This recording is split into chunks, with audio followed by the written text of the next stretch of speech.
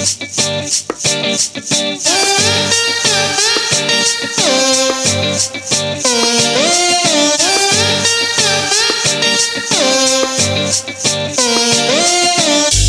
to you from deep in the heart of Texas, this is Punk Brats, a podcast focused on the lives and experiences of our military brats. We didn't serve, we got served. Now here are your Punk Brats, Rose and Lisa. Hey, it's Rose. Hey, it's Lisa. Welcome to another episode of Punk Brats. Wow, here we are, Rose. We wouldn't be able to do this without those supporters out there, you know? Yeah, thank you so much. We really appreciate everybody listening and all of you that are calling into the hotline. That has been really cool to hear too. Yeah, I mean, it's just so exciting to say our names and to greet everybody, because that means we're still doing this, like I said, and it's just so much fun. But man, wow, what a month since we've last talked to each other.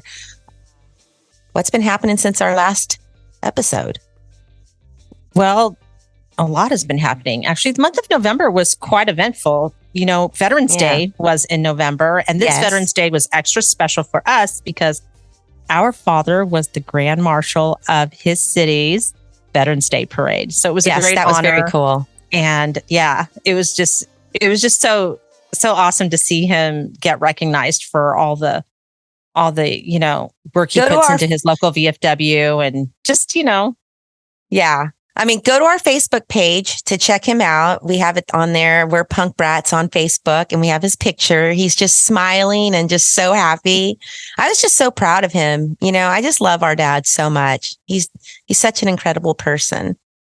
Yeah, he really is. He's definitely my hero. And the highlight for me during the parade is when they announced him and just the cheers. I was like, oh my gosh, look at all those people cheering for my dad. Well, definitely, if you have a story out there about your father or mother who has accomplished something big, share it with us. Call our hotline at 512-254-5989. So anyway, guess what, Rose? What? You know how I always do Brat in the News? Mm-hmm. I am the Brat in the News this month. Yeah. I'm back from Europe. You guys, what a trip. What a trip. I took my husband, Chris. We went for 2 weeks, started in London. It was insane, crazy. We had so much fun. So we got to take the Eurostar. That's all Chris wanted to do all the time when since he's seen it built, like on TV, like heard about it. I just want to ride the Eurostar. So we rode the Eurostar from London to Paris. It was really cool. We stayed a day in Paris.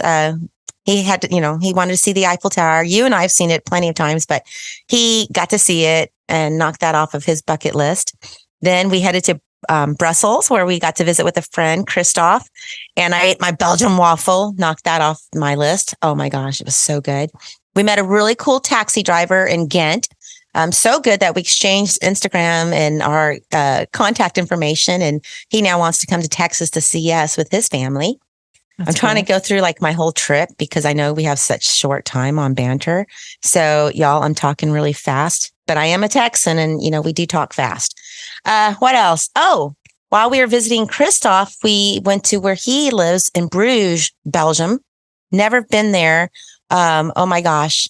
I must say it's one of the most beautiful cities I've ever been to in Europe, ever. Okay. Here's the funny story. We went to Amsterdam for Halloween, followed, after Brussels and, Bruges. I left my phone in the taxi in Amsterdam. Oh my gosh. I'm not kidding you. That's Lisa. But guess what? Because we had such a nice conversation with the taxi driver and it was like a 20-minute drive, we asked about his children and he asked about us and he was so nice. So we kept calling the number from Chris's phone and he answered and he brought my phone back to me. How lucky was I? That's so cool. I got lucky. That would have ruined my whole trip.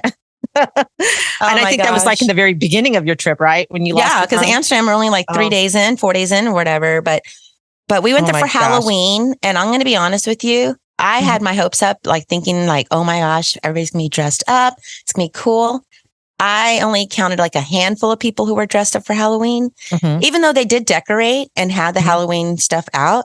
I guess nobody was really in the spirit like they are in the US, Yeah, I think that's more of a US tradition, like dressing up and going trick-or-treating. Well, that's okay because Chris was distracted by the red light city district.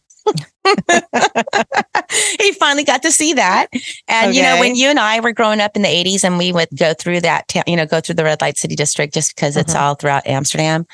You know, the ladies were naked, topless and all that. They have strict rules now. So the ladies are actually fully clothed. I mean, they have like thongs on, and I'm not saying that they're dressed like, you know, they're still showing enough. They're still showing enough to bring you to the window. Okay. But no, it was just something cool that he finally got to see. It's not like people think on TV how it's all X-rated and all that. It's not. The Dutch really have their stuff together when it comes to that lifestyle. You know what I mean? It's not like it is how you would think it would be. And then from there, we went to Den Haag, and Rose, we went to Rotterdam. I can never say it. Madurodam. Yeah, the miniature city. Yes, the miniature city. I love it there. That's like one of my favorite places. Dad, Mom took us all the time. Yeah. Well, I finally got to take Chris, and for those who don't know what it is, it's the entire pretty Netherlands, all the landmarks of the Netherlands in one little city, little models. It's incredible. It's a scaled down version. Yeah, exactly. Yeah. And then we went to Xanten. I drank my first Diebels Alt. Xanten is where we lived for a couple of weeks when we first moved to Germany from Japan. And we were like, we went from Tokyo to cobblestones. We were like, what the hell? It was a punishment, we thought. But we ended up loving it. And then from there, got to see a good friend, Klaus. And I went to Rheinberg, where we grew up, and got to see the old Reichel building where our parents were stationed. And God, I wish we had so much more time, but I'm just excited that I got to see our old apartment where we lived, got to show Chris. I think that's really cool, especially with Chris getting to experience it. And, you know, we've always talked about our stories, you know, of us growing up and stuff. And he actually got to experience what it is. And just really quick, that you mentioned he really wanted to go on the Eurostar. The Eurostar is that the train that goes under the English Channel? Yes. Right? Yes. Right. Yeah. Okay. And, but it goes dark. So it's not like you see the ocean or anything. So it's like, I was like, that's it. That felt like any other train ride. I don't think you could pay me enough money to do that. Well, then from Rheinberg, you know, I wanted to take Chris to the old bar we used to hang out at called the Bakken. It's gone. No. Yeah. So that's the only development has happened in Rheinberg. And gosh, all my memories. But our old train station's there. Our old train station where you remember you and I had to make sure we caught the last train, because if we didn't make it to church on Sunday morning at 10. Oh, yeah. That was the only rule. We could hang out in Dusseldorf, but Dad and Mom said, you better be at church on Sunday at 10. And we were always, never missed it ever. Never missed. Yeah. And then here's the highlight. We went to Dusseldorf. I took Chris to our high school, the International School of Dusseldorf.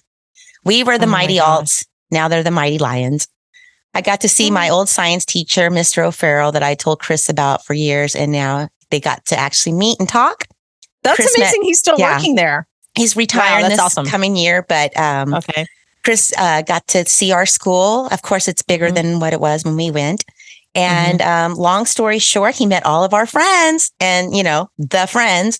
And he got to experience the core group. He got to experience the Irish pub and the Papadoo, which were my two favorite bars when I was growing up in high school.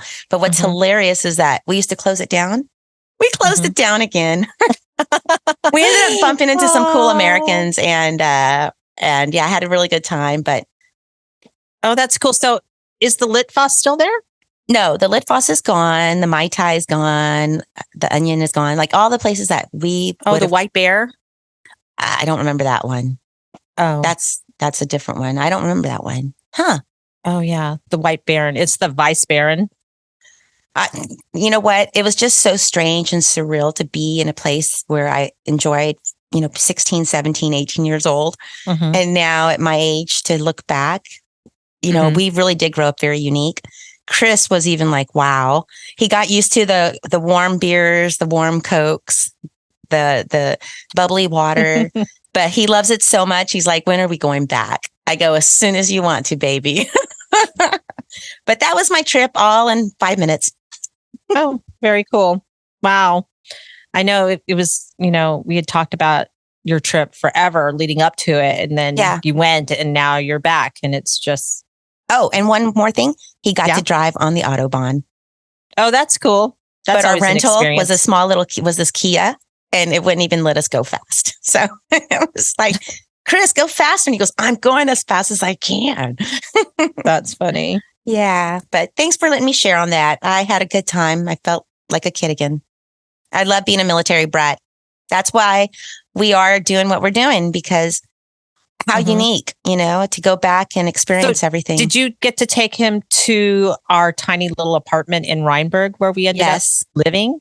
When he was looking at it, he thought the whole 3 stories was our side. He goes, oh, that's your side? I go, just the first floor. He goes, what? I go, yeah.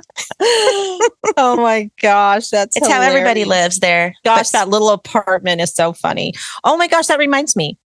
That apartment, remember, and because it's Thanksgiving, the month of Thanksgiving, it's I remember our first Thanksgiving in that apartment. Oh my gosh, when we moved into that apartment, there was no kitchen. And I don't know how many people out there know this, but if you live on the economy in Germany, like in German housing, especially the apartments, they don't come with kitchens. I know it's very strange, but Google this. No, I'm laughing because could you imagine people's faces when they are apartment hunting Americans? We walked in and I was like, where is the kitchen? Yeah. And there was no kitchen. So our first Thanksgiving, we moved in, I think it was the week before Thanksgiving, we moved into that apartment. And my mom did what she could. And we made do because we had to rent our kitchen. And we were waiting for it to get delivered, including the kitchen sink. Yeah. So, and the cabinets, no stove, nothing. So we ended up doing, I think we did takeout maybe or something. I can't remember. Anyway, we ended up doing our dishes in the bathtub. Do you remember that? Yeah. Oh, I remember. We had to bend over. Yeah. And bending over the dishes tub, in the bathtub, doing the dishes and drying them, and then walking back to the kitchen to put them back into the cupboards. Yes, and then trying to clean up after all of that and vacuuming, and we plugged our vacuum cleaner in and Go ahead, tell the story. We didn't put it in the converter, and the vacuum cleaner blew up. Hey, I blame Dad for that one. He should have known that over us. But my dad plugs in the vacuum cleaner, and we just hear boom, boom, boom, and it just like made this sound, and it just blew up and smoked everywhere. And we had a good laugh as a family. Yeah, I mean, I don't remember the conversion, but I think ours is less, right? We have like 120 volts, and over there it's 220 or 2 something. Know. It was just.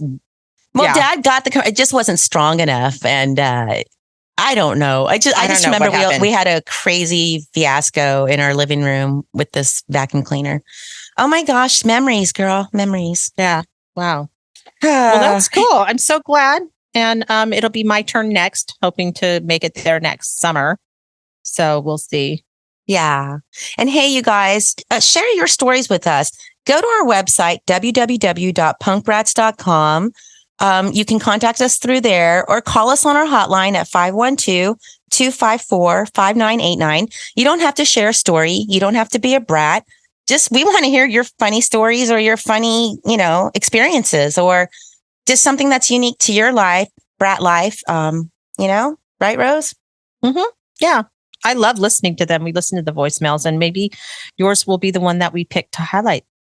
Exactly. And we highlight those at the end of the podcast. So, well, I think now would be a good time for me to plug a book for my Did You Know This month. I recently read a book called 9 Rules of Engagement, A Military Brat's Guide to Life and Success by Harris Faulkner. And she's a news anchor on a show called Outnumbered.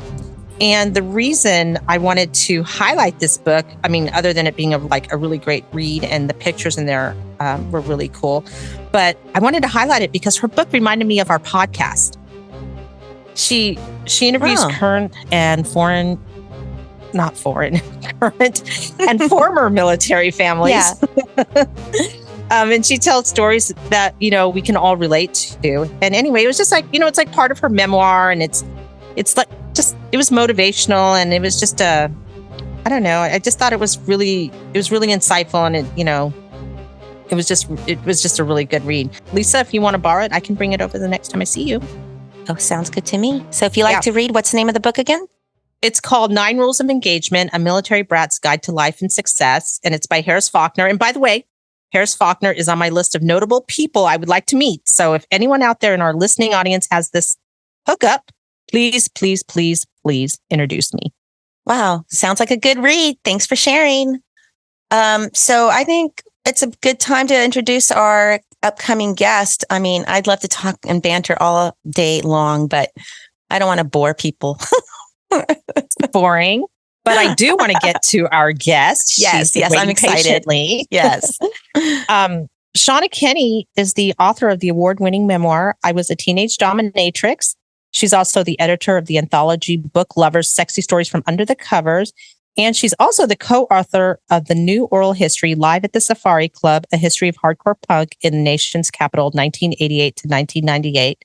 She is also a very dear friend, and I am very proud to introduce her. Hi, welcome, Shawna Kenney. I'm Lisa.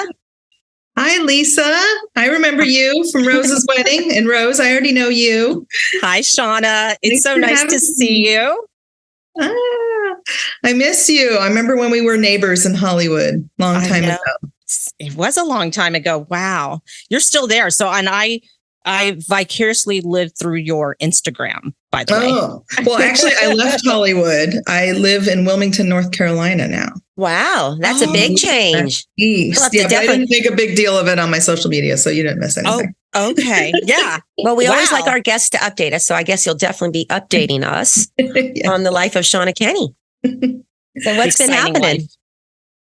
So we made the big cross-country move back east a year ago and moved to Wilmington, North Carolina, where I went to grad school years ago. And we'd bought a house when I'd been to grad school here. And now just coincidentally, both of our moms ended up in the area, and they're both widows. And we just felt like it was a good time to come back east and be close to them.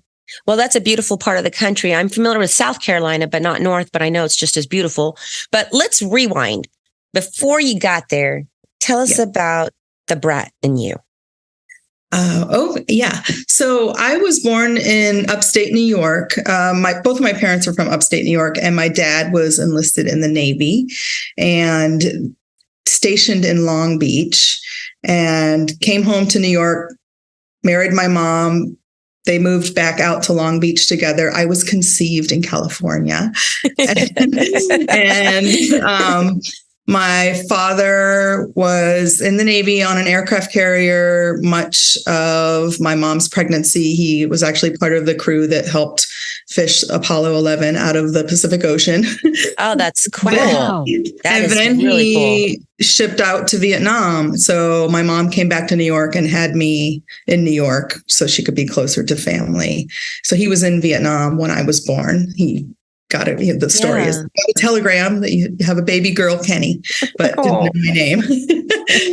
So how old were you when he finally did come home and see you? 6 months. Oh, wow. Okay. Yeah. And then my sister was born in 1972. So he was in the Navy until, I'm not sure what age I was, but I think he did 4 years. And then he was a reservist for the next 30 years. Wow. And both of his older brothers were in the Navy, and they had been stationed in Southern Maryland at Patuxent River Naval Air Station. And so we were always going down there to visit from New York. And we ended up moving there when I was 10. And both of my parents worked on the base as civilians there as well. And my first jobs were on the base too. Hey, yeah.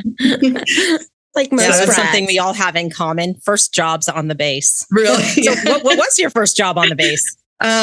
First, I worked at Camp Mattapani, the day camp in the summers. I was a camp counselor. Oh. Then I worked at the Navy Museum, the Naval Air Museum, which had like a flight simulator in it. And I'd give tours to Boy Scouts, and I'd make candy airplanes for the gift shop. Oh, that sounds fun. High school job. That's cool. Yeah. Wow, I'm jealous. I was like in finance office doing filing and typing and learning how to use a copier machine. I was just going to say the same thing. I was making copies and bringing coffee to the people who were working there. Oh my gosh, nothing exciting like that. There wasn't a lot going on. And I mean, it's in a small town. So we always that really the only things in St. Mary's County are the Navy base and Amish people. And that really was the population there. Well, Rose did give Burger King a try. In our first episode, we talk about that being when it was brought in. So rather than doing like an office job, she tried that one. But I think you went back to the office job, didn't you? The second semester Burger or the King second? Wasn't my thing. I tried because like summer employment, they had it split where you could do the first half, in one office, and then you could get the experience in another office. I don't know if yours was like that, but where we were, we could do two different places. We could work in two separate.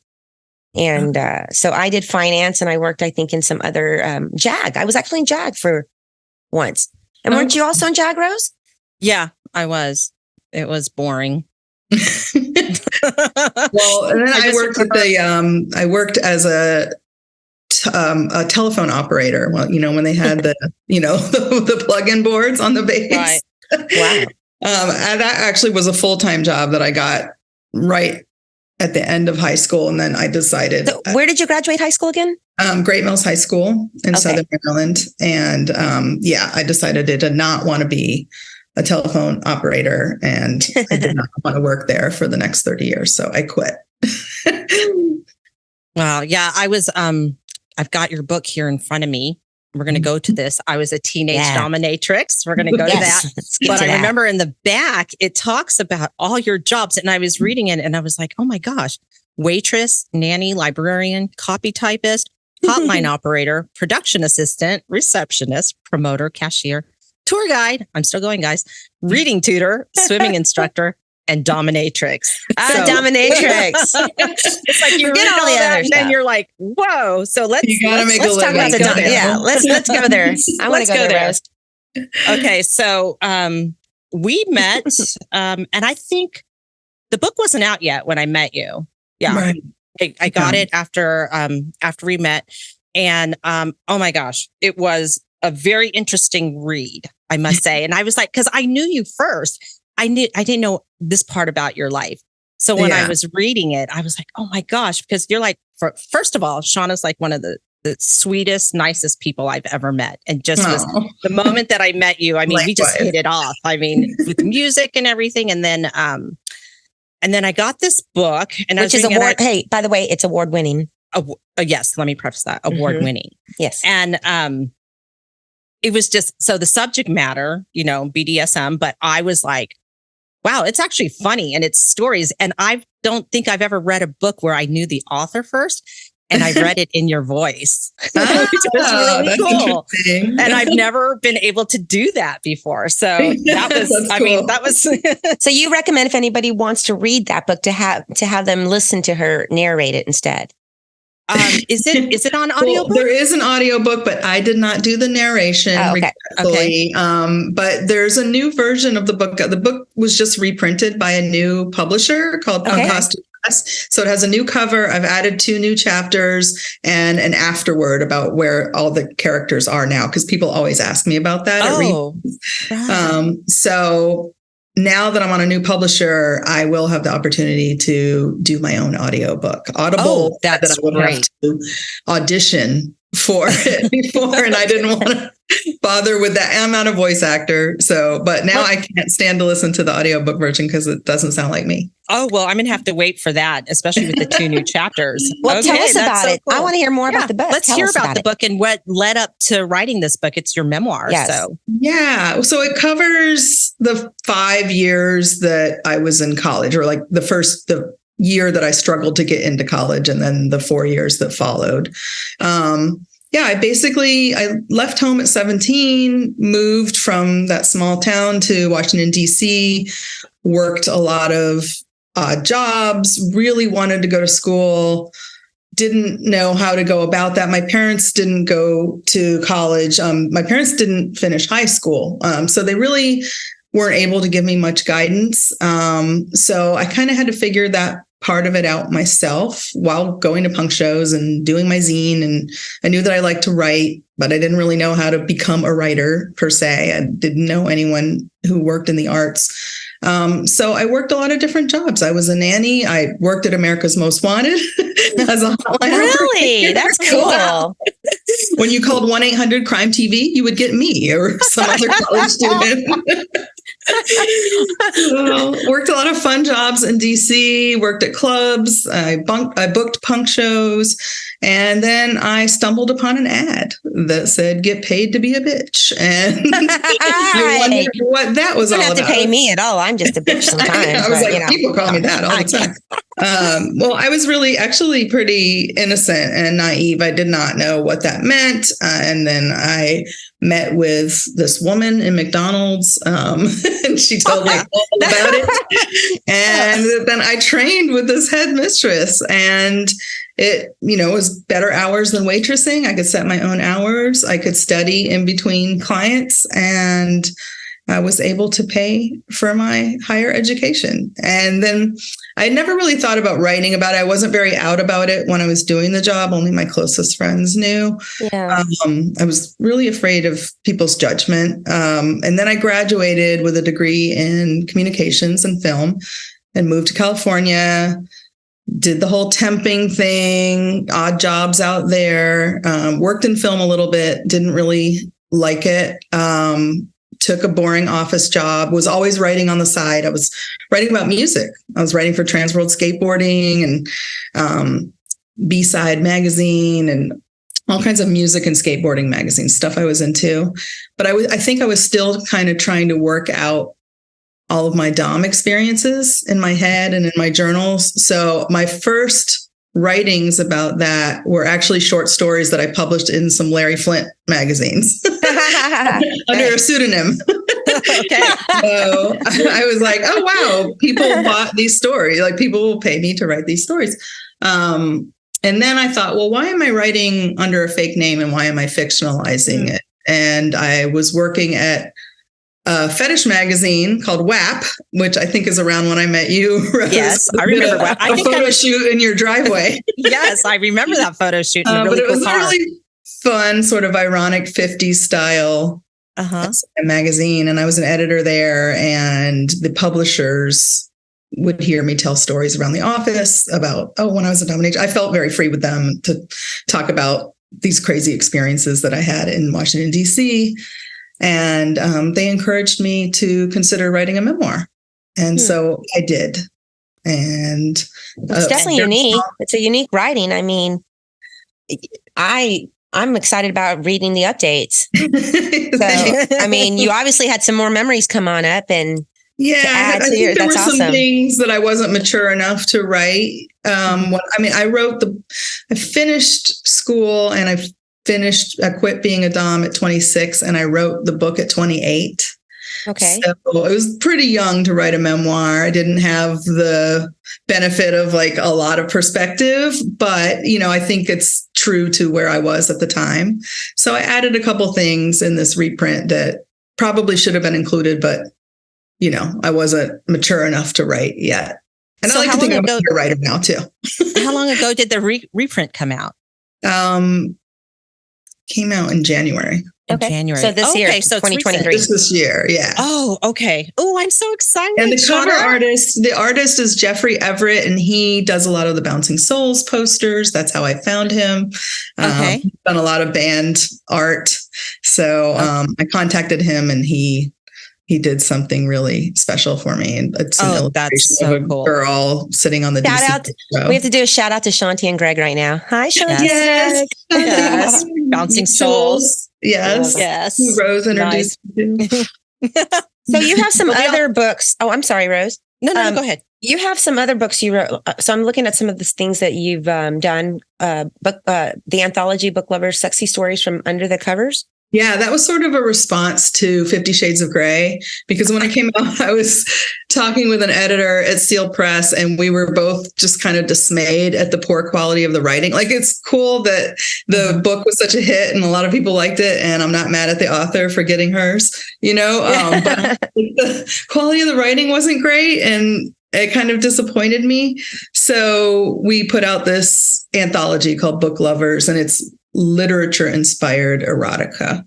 Cool. And so it was fun for me to put a call for submissions out and kind of gather writers and pay them for stories to put in this collection. I mean, I'll be straightforward. I tried to read the book. I got into two chapters, I think, and I said, ew, This is stupid. You're talking about 50 Shades of Grey, 50 Shades of Grey. Yeah, I wanted to know what the hype was. I love reading too. And I just wanted to know what the hype was. I hate being left out. Even if it's crappy, I want to check it out, Yeah.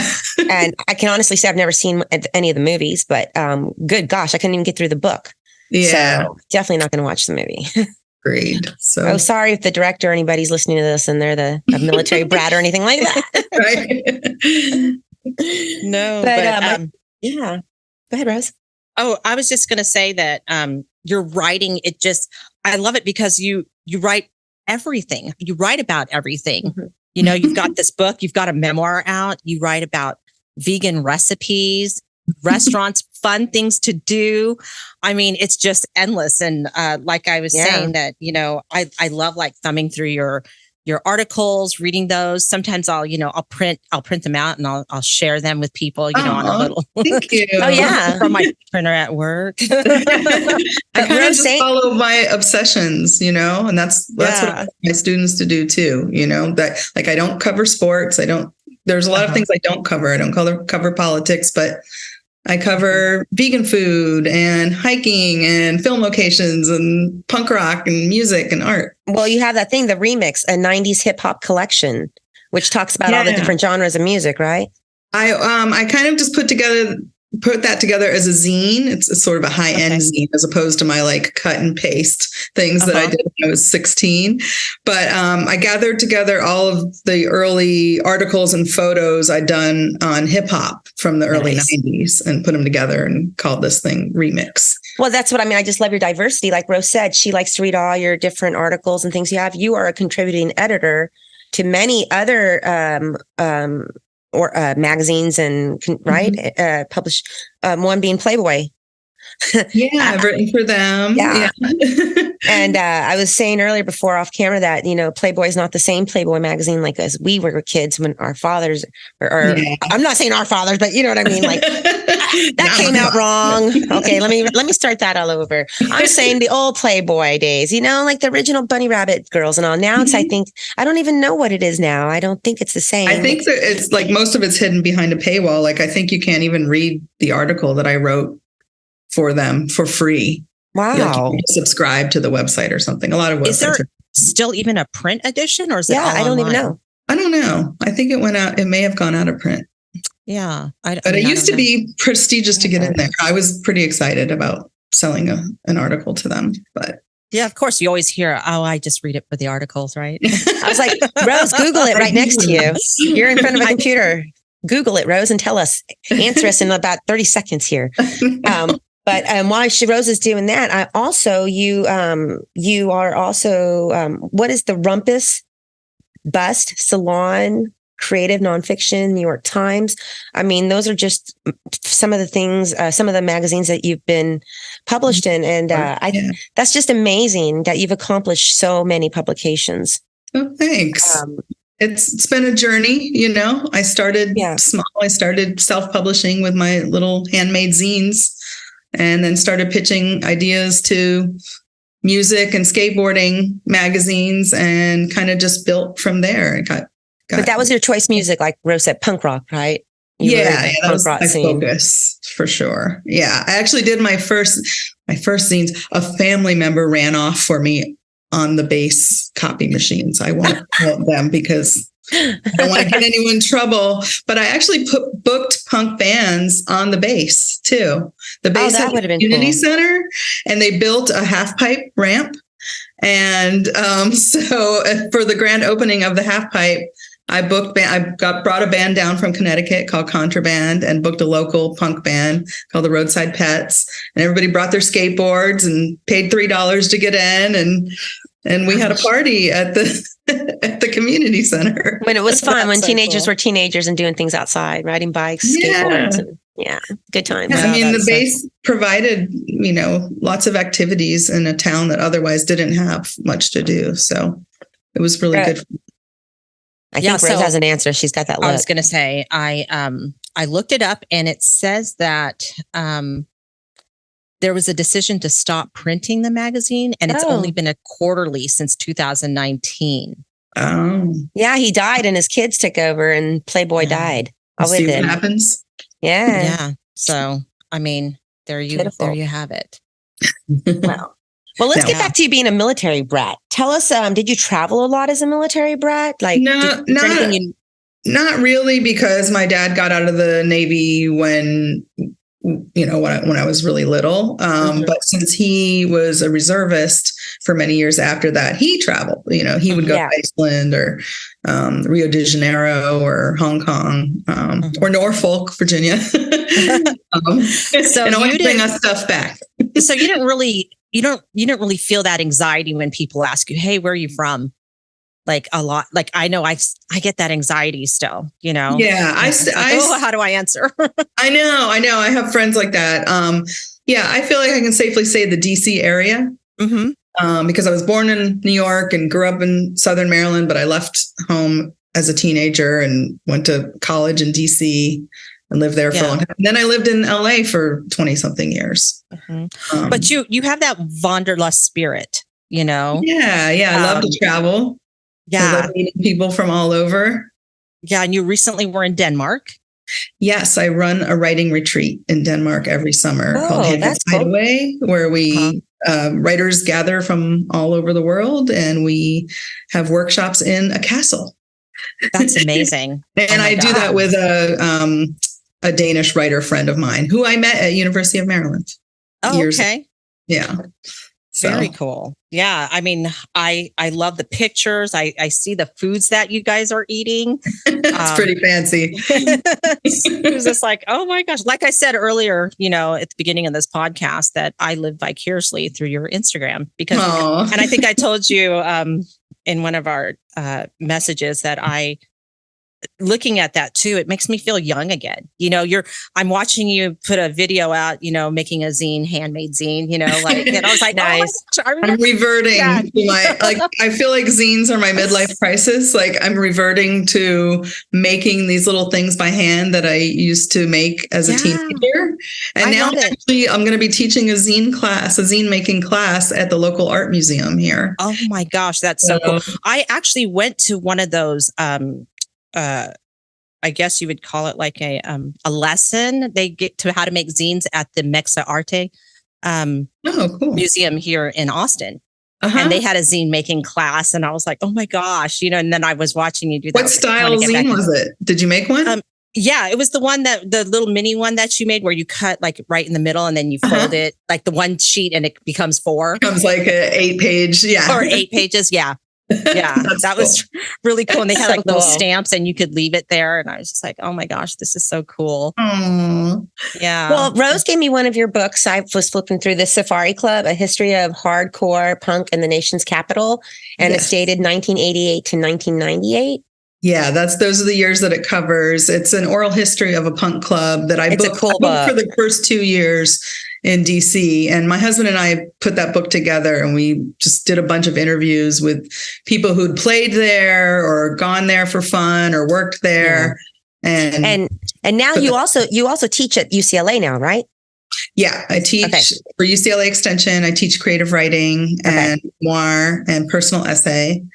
And I am teaching a community writing class here at the local art museum, as well as a zine class too. So I teach on and off. You are busy. All the writing. What don't you do? Aren't you teaching high schoolers every day? Yeah. Well, I am. Hard. Yeah, but I mean, you're traveling, going to Denmark. You've got your whole schedule, like it's all down, and I think that's really cool that you just keep your childhood as part of what you're doing now. You know what I mean? Like, I love that. Yeah, I mean, on the next printing, of your book, you can add all of that to the end from the list of jobs that I was reading off. Yeah, because you're also writing coach. This one ended at Dominatrix, but I mean, it just goes on and on. Yes, and my life has continued since then. And I'm just like, oh my gosh, I'm just, I just want to tell you personally how proud of you I am, Aww. and it's just an honor to know you. And oh gosh. Yeah. You've lived an exciting life. I'll live through your books. Yeah. Thank you. Thank you. Absolutely. I feel the same way. I feel very lucky to know you. I wish we had more time to talk to our guests to get to really know a lot about you, because I know there's so much more to know about you. But we have come to the point where it's time for the lightning round. And this gives us an opportunity to get to know our guests really quick. And I'll let Rose take it from here, but good luck. Okay, Shawna. Okay, I'm ready. Okay, you ready? Yes. So if you had to eat one meal forever, what would it be? Green curry fried rice. Oh, yum. Okay, so what is the last song you listened to? Probably an Avail song. Okay, good one. So if someone were to play you in a movie, who would it be? I used to say Reese Witherspoon. But I don't know. If it had that to would be for me perfect. now, I don't even know who those people are. Oh, she would be perfect. Billie Eilish. I don't know. Oh, okay, nice. Okay. If you didn't have to sleep, what would you do with the extra time? I've thought about this a lot. I would read a lot more. Read more books. Yeah, me too. That's a good one. Okay. If you could spend a day in someone else's shoes, whose would they be? Living or dead? Living or dead. They could be dead. I guess if they're dead, their shoes aren't going anywhere. But if I could time travel, I would say Harriet Tubman. Okay. Wow. Okay. What is your most used emoji?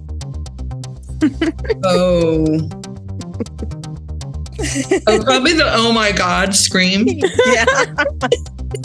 That's a popular one. Okay. Physical book, Kindle, or audiobook? Oh, physical book for sure. Okay. Place that you most want to visit that you have never visited before? India. Okay. And are you a night owl or an early bird? Early bird. Yay. That does it for our lightning round. Wow, you didn't even have to pass on any of those. That was good. I know, she did it all without a pass. Yeah, sure. I even forgot about the pass, so that's why I did it. Well, Shawna, we always like to give the opportunity for our guests to share about what's going on, to plug what's happening right now in your life. So I know people can go to ShawnaKenney.com, and that's KENNEY. Shawna. A lot of people mess that up. Okay, ShawnaKenney.com, and go on ahead and share what you want to share that you want folks to. Yeah, if you go to my website and sign up for my newsletter or contact me through the submission form, I'll send you a free zine. I'm making a vegan Friendsgiving recipe zine for it's a bunch of recipes that all my friends have made over the years of Thanksgivings that I've had. So I will send you one if you sign up for my newsletter on my website. Thank you. And if you want to study writing with me, all the information is there too. I really believe that everyone should write their life story, whether you're going to publish or not. Your kids will want it. Your grandkids might want it. So I encourage everyone to just write your life. Well, I'm going to encourage my nephew to look into taking one of your classes, because Rose's son loves creative writing. Oh. Yeah, he's actually an English major. Yes, he is. Oh, wow. That's exciting. I'm sure both of your kids are creative considering the parents. Yeah, they're a lot more creative than I am. Oh, no, that's so cool. Well, yeah. As military brats, we don't ever like to say goodbye to our friends because we know it's not goodbye. Rose, what do we say?